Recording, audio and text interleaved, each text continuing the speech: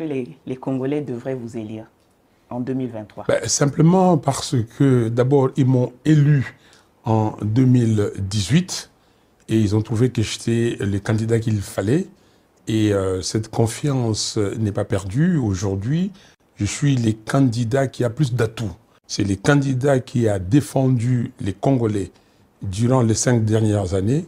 À quelques semaines de l'ouverture des inscriptions pour l'élection présidentielle, vous disiez encore que le processus n'était pas assez crédible pour vous. Non, mais c'est pas... L'autre revers de la décision, vous n'avez pas de candidat aux législatives. Madame, vidons les questions, s'il vous plaît. Je ne vais pas vous laisser...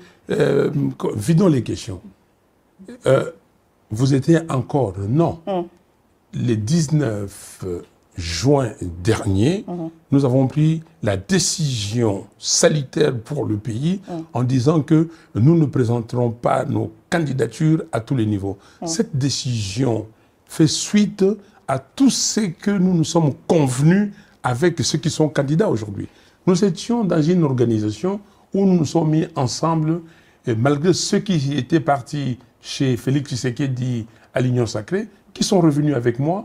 Nous étions à Lubumbashi le 14 avril dernier et nous nous sommes mis d'accord que nous unissons nos forces et moyens pour réclamer les élections transparentes, impartiales, inclusives et apaisées et que nous ne participerons pas à une parodie d'élection. Donc vous êtes revenu dans ce processus parce que le peuple vous l'a demandé. Mais parce que le peuple n'a pas simplement demandé, parce que nous avons vu une lueur de transparence imposée par le peuple, imposée par la société civile, en se disant que nous allons voter, nous allons rester dans les bureaux de vote, nous allons faire les comptages manuels, on va proclamer, on va afficher les résultats et nous allons le suivre. Mais le sort de ceux qui sont de votre parti ou de la branche Lamuka qui est avec vous et qui auraient pu être candidats aux législatives, mais qui n'ont pas pu parce qu'ils ne se sont pas inscrits sur les listes à ce moment-là, parce que c'était la décision.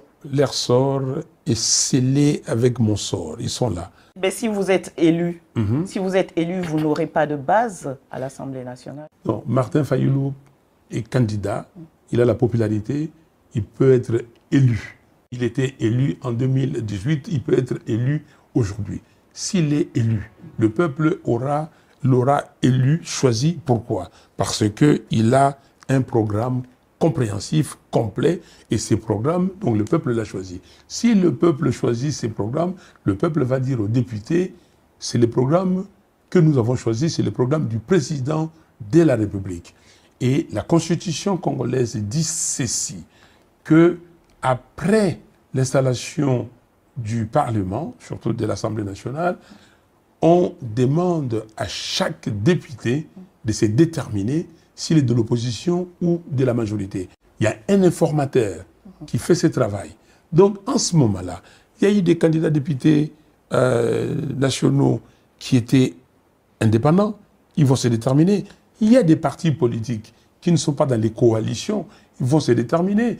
Il y a même d'autres qui sont dans des coalitions. Ils sont partis politiques. Ils vont se déterminer. S'ils se déterminent, nous conduisons la gouvernance. OK? Mais s'ils se déterminent beaucoup plus du côté de l'opposition, il y a un équilibre à faire.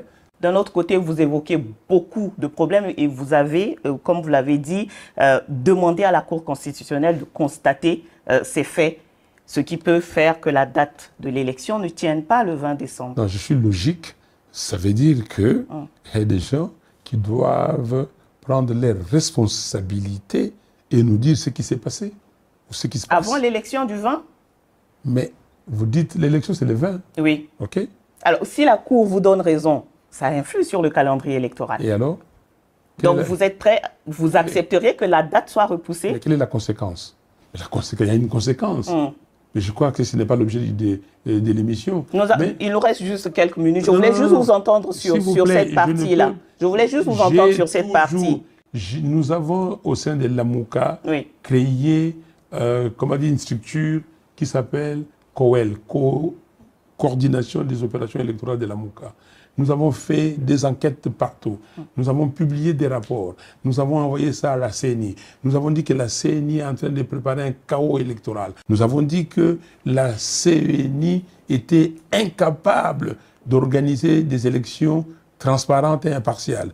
Mais vous êtes candidat à cette élection. Ah oui, mais vous savez, nous sommes candidats pour gagner l'élection, mais l'élection présidentielle transparente, impartiale et apaisée. My name's Ethan Platt. I'd say I'm a painter that embraces technology.